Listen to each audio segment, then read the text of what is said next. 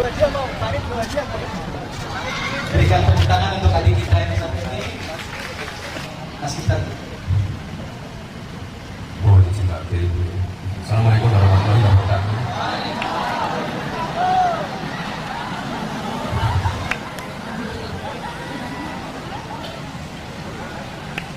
Ini tadi pertanyaannya bagus sekali ya. Ini pertanyaan yang paling banyak ditanyakan santri-santri.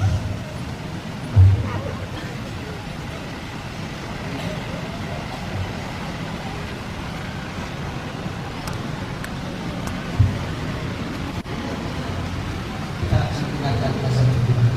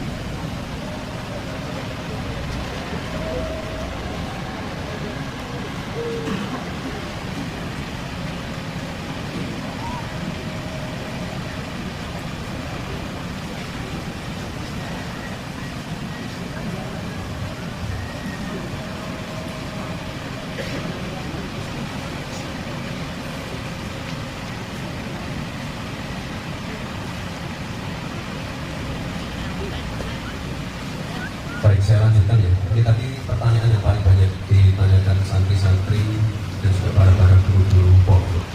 Kamu kelas berapa? 11? 11, 12. Oke.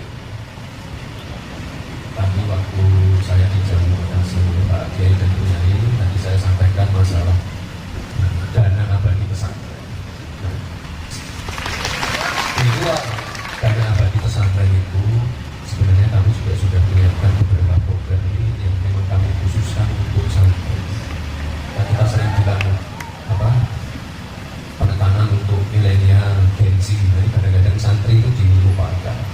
Jadi kalau mohon izin Pak Kiai, kalau sekarang itu sudah era revolusi industri 5.0, santrinya harus 5.0 juga. Ya, kita ingin santri itu bisa menjawab tantangan zaman.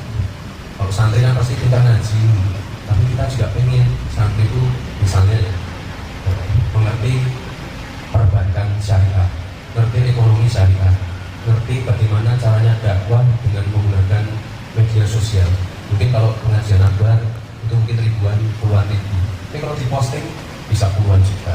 Atau mungkin santri yang ngerti pertanian, ngerti perikanan, tapi menggunakan AI, mesin learning, atau santri yang punya jiwa entrepreneurship. Jadi kita ingin penekanan di situ. Jadi santri itu bisa menjawab tantangan zaman, bisa memenuhi kebutuhan industri. Jadi nanti ke depan ada dana abadi pesantren dan yang namanya santri 5.0. Itu tadi sudah saya sampaikan ke Pak Kiai. Nanti mohon dikawal betul program dari kami yaitu dana abadi pesantren. Jadi pertanyaan-pertanyaan yang kamu lontarkan tadi nanti bisa terjawab. Jadi ya kita di santri selain pintar ngaji harus punya ilmu-ilmu yang lain. Itu nanti akan menjawab semua keraguan-keraguan dan bagaimana ya mohon maaf kalau jangan sampai santri itu dipandang sebelah mata. Tapi kita juga harus mengupgrade diri. Nah itu nanti PR kami. Lalu ini tadi kan sudah dapat makan siang ya, sama susu. Kalau ingin menuju Indonesia emas itu otomatis kita harus menyiapkan generasi emasnya juga. Nah ini generasi emasnya ya di sini semua. Jadi yang anak-anak, yang muda-muda itu harus sehat semua, harus kuat semua. Otomatis nanti pasti pintar semua. Lalu yang santriwati kita kan juga sering menekankan monitoring dunia masalah stunting. Jadi di masa remaja ini harusnya sudah ada screening anemia. Nanti kalau sudah menikah, sudah hamil, harus dicek yodium, asam sulfat ini memenuhi enggak. Nanti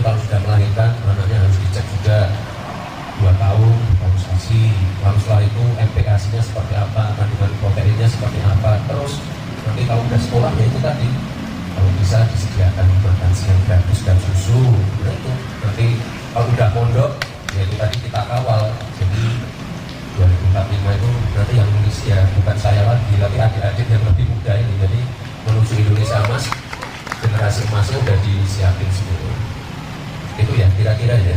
Jadi itu pertanyaan yang paling banyak ditanyakan itu di pesantren-pesantren, dan kami sudah komitmen, sudah konsultasi juga dengan para kiai. Ya alhamdulillah hampir semuanya mendukung. Ya pokoknya kami tidak mau melupakan santri dan ya itu ya.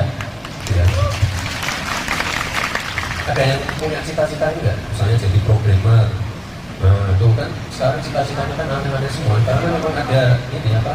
Saya yakin teman-teman santri pasti ada minat di situ. Atau sekolah gaming atau macam-macam. Jadi kalau di Solo itu kita nanti apa di buku itu bukunya dibaca ya. Itu kalau di Solo itu ada namanya Solo Teknopark. Jadi di situ ada inkubasi UMKM, ada les ini apa? Kursus las bawah air. Lalu ada sekolah gaming, lalu ada sekolah cyber security. Sekarang kita harus mengupgrade diri seperti itu biar bisa memenuhi perkembangan zaman, memenuhi kebutuhan industri. Jadi di sekolah dan di dunia pekerjaan itu semuanya match. Ya, tadi yang kalian sampaikan itu adalah mismatch antara dunia pendidikan dan dunia industri. Tapi itu nanti tidak akan tenang aja. Pokoknya kalian turut sama Pak Kiai, rajin ngaji, tahajud, belajar yang pintar. Oke, terima kasih. Oke. Silakan Pak Putri, ya agak ke depan. Akan dikasih juga. Sebutkan nama dan juga kelas ya, di akhir sebenarnya.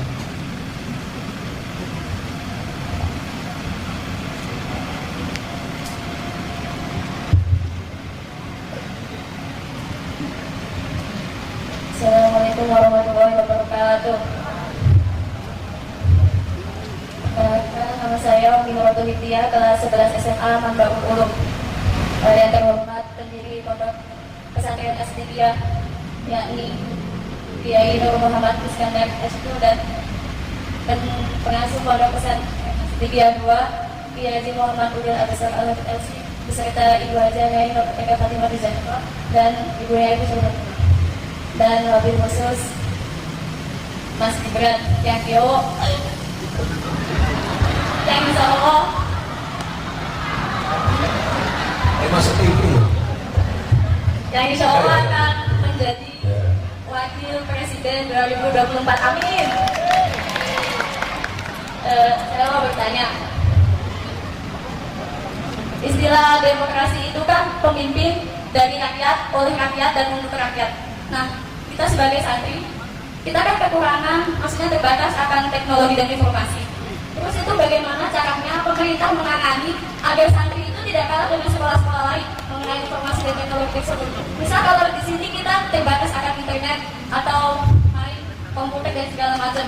Jadi otomatis ketika nanti kita udah lulus di pesantren, kita akan kalah dengan yang lain, maksudnya mungkin dalam segi teknologi. Itu gimana caranya pemerintah menanggulangi? Kan pemerintah itu untuk rakyat, jadi ada hak kami buat minta jawaban pemerintah.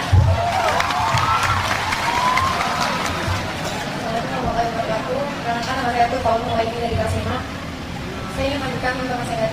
Apalagi kalau misalkan kita mau daftar universitas gitu, sini kan kurangnya informasi. Nah itu gimana cara pemerintah biar kita lebih mengerti masalah universitas yang kita tuju, apa yang kita bisa dalami dalam. Cukup sekian. Assalamualaikum warahmatullahi wabarakatuh. Terima kasih. Wassalamualaikum warahmatullahi wabarakatuh. Silakan Mas Gibran. kelas 11 juga ya. Pertanyaannya hampir mirip sih sebenarnya. Ini juga jenis-jenis pertanyaan yang sering ditanyakan teman-teman yang ada di SMK. Tadi saya bilang masalah apa? Mismatch antara sekolah dan dunia apa? Industri. Dulu tuh waktu awal saya menjabat di Solo itu kita kunjungan ke beberapa SMK ya.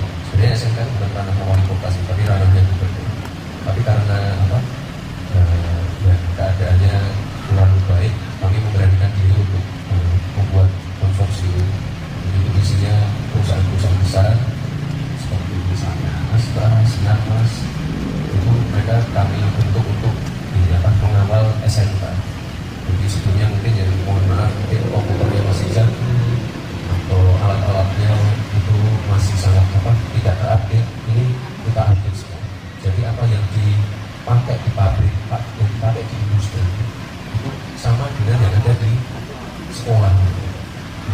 pengen apa yang dipelajari di sekolah itu nanti terpakai di dunia kerjanya. Kamu maksud itu kan? Itu benar kan? Nah, jadi kita pengen yang namanya kurikulum itu kerjasama dengan pelaku industri kan yang mengerti kebutuhan industri, pelaku industri itu sendiri. Jadi kita ingin nanti ada keterbukaan antara sekolah dan dunia industri. Jadi anak-anak apa yang dipelajari sehari-hari di sekolah itu benar-benar bisa terpakai di dunia kerja. Ada komputernya, mesin-mesinnya. Ini kemarin kami banyak yang kami perbaru, gurunya juga kami upgrade. Jadi benar-benar apa yang ketika sudah lulus itu tidak perlu lagi khusus lagi atau pelatihan tambahan. Jadi benar-benar ready, siap untuk kerja, ditempatkan di dunia usaha. Ya, itu tadi pertanyaannya agak mirip, tapi itu nanti jadi PR kami. Ini pertanyaannya bagus dan banyak ditanyakan juga karena ya yang muda-muda ini resah Pak kalau dia tidak bisa mendapatkan pekerjaan atau nanti tersaingi atau merasa di pandang sebelah mata sama sekolah yang konvensional. Itu kan? Ya, kasih ya. Oke, tepuk tangan dulu. Oke, kita boleh kasih buka, kasih berat? Boleh ya. Oke, silakan kami berikan kesempatan lagi. Mungkin dari santri yang Mahat Ali, nanti kita berikan juga santri SD terakhir kemudian masih uji nanti ya. Ada santri Mahat Ali? Oh, Mas Doni, silakan Mas Doni.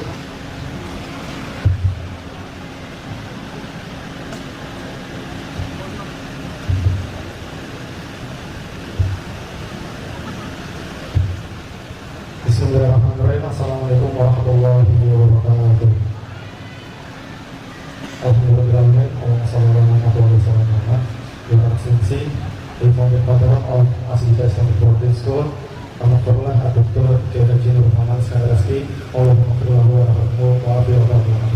Your Excellency, the Warden of Asita Islamic Boarding School 2, Mr. J.H. Muhammad Al-Asal, and the very Mereka Fatimah Zahra, and the very Mr. Fatimah. And Your Excellency, so our brother, the Vice Presidential Candidate, Mas Gibran Rakabuming Raka. Perkenalkan, saya Jody Akbar, perwakilan dari Mahasantri atau setara mahasiswa di Mahat Ali Riyadul Jannah Pondok Pesantren Asidikiyah. Suatu kehormatan besar saya bisa bermujahadah langsung, bertatap langsung oleh Mas Gibran. Jadi saya ingin menyampaikan sedikit keresahan yang berasal dari kalangan terkhususnya mahasantri terkait dunia pekerjaan. Jadi mungkin sedikit ada kaitannya sama pertanyaan-pertanyaan sebelumnya, di mana kita mahasantri yang berbasic pondok pesantren, latar belakang pondok pesantren, terkhusus semisal di Mahat Ali ini dengan jurusan ulumul Al-Qur'annya dan Al-Qur'annya itu bagaimana kita dapat kesempatan di dunia pekerjaan, di mana kadang keresahan dari mahasantri jurusan ulumul Quran itu bisa apa sih? Jurusan ulumul Quran itu bisa dapat pekerjaan apa sih? Apakah cuma jadi kiai aja atau jadi ulama, jadi pendakwah aja? Padahal kita juga ingin menguasai di bidang-bidang tertentu. Apa enggak bagus, apa enggak indah kalau misalnya di bidang-bidang tertentu, di bidang-bidang perekonomian, di bidang-bidang industri, dan di bidang-bidang perpolitikan lainnya itu diisi oleh kami, orang-orang Mahat Ali, orang-orang mahasantri yang paham agama, ahli baca kitab, menghafal Al-Quran, jurusannya ulumul Quran, mengisi di bidang-bidang sektor-sektor industri, sektor-sektor politik, sektor-sektor ekonomi lain. Jadi adakah dan bagaimana tanggapan Mas Gibran terkait kesempatan bekerja, kesempatan dunia kerja yang akan nanti kami lalui? Ya, terima kasih. Wassalamualaikum warahmatullahi wabarakatuh. Sekarang umurnya berapa? Saya 22. Oh, udah mau lulus ya tadi.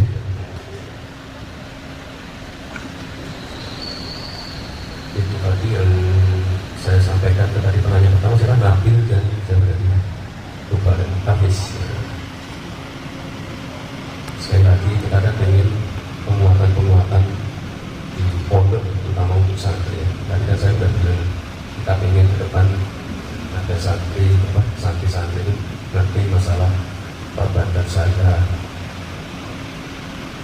ngerti bagaimana caranya dakwah dengan menggunakan misalnya sosial media, ngerti programming, ngerti coding, ngerti cyber security, ngerti ekonomi syariah, ngerti pertanian dengan menggunakan teknologi AI dan lain-lain. Nah, ini nanti ke depan sekali lagi ya, ini memang PR kita bersama ya. Tapi sekali lagi nanti ke depan harus ada sinergi. Kemarin kami beberapa kiai juga sudah mengusulkan pesantren itu naik level ke tingkat dirjen. Jadi nanti benar-benar santri-santri nanti bisa dikawal. Kamu cita-cita pengen jadi apa? Saya dosen di dosen Ternama. Dosen apa? Kampus Ternama mana? Nah, ya kalau bisa mungkin kur internasional. Oh ya. Di bidang Al-Quran dan Al-Quran, tafsir khususnya. Oh, pengen jadi. Berarti habis ini Ya, mau melamar kerja di luar negeri. sekaligus melanjutkan pendidikan ke jenjang lanjut S2, S2 dan sebagainya. Kemarin juga disampaikan ini Pak, itu beberapa kiai dari Jawa Timur juga memberikan masukan masalah LPDP yang S2. Nah ini kita pengen juga nanti yang ngambil ya santri-santri, lalu beasiswa yang ke luar negeri. Kamu pengen ke luar negeri kan? Yang juga santri-santri. Ini masukannya bagus sekali dan ya kamu memang pengen tadi ya melanjutkan Kur internasional. internasional. Bahkan ke dunia barat sana kan.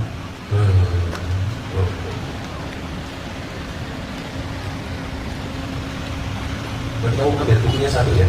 Itu di situ ada kita kemarin membangun masjid sumbangan dari Abu Dhabi, namanya Masjid Sesar. Nah di situ ini kan masjidnya sudah terbangun, ini lagi bangun lagi juga sumbangan juga itu rumah sakit. Nanti ada lagi setelah rumah sakit itu Islamic Center.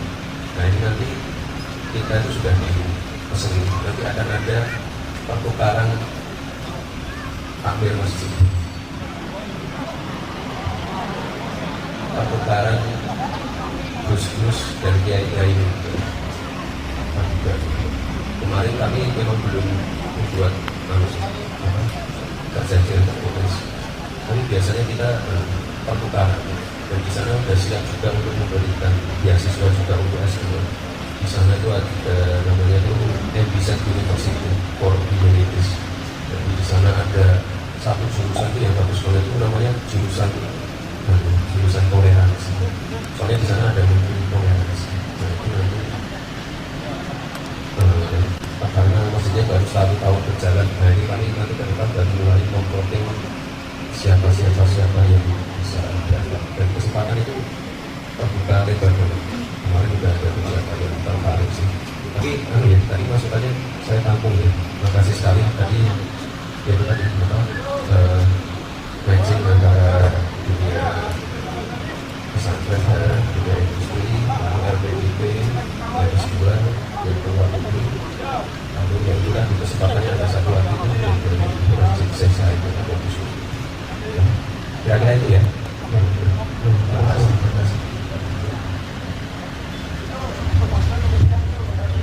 Syukur ya, syukur.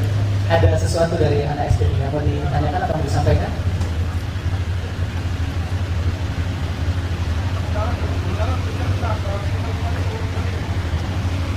Ini adik kita dari SD, berikan tepuk tangan yang meriah.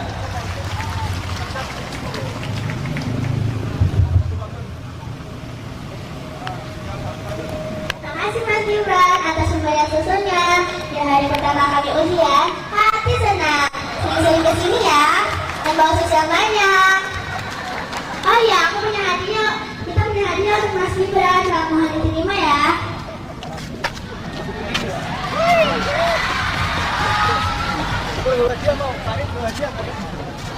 Berikan tepuk tangan untuk adik kita yang satu.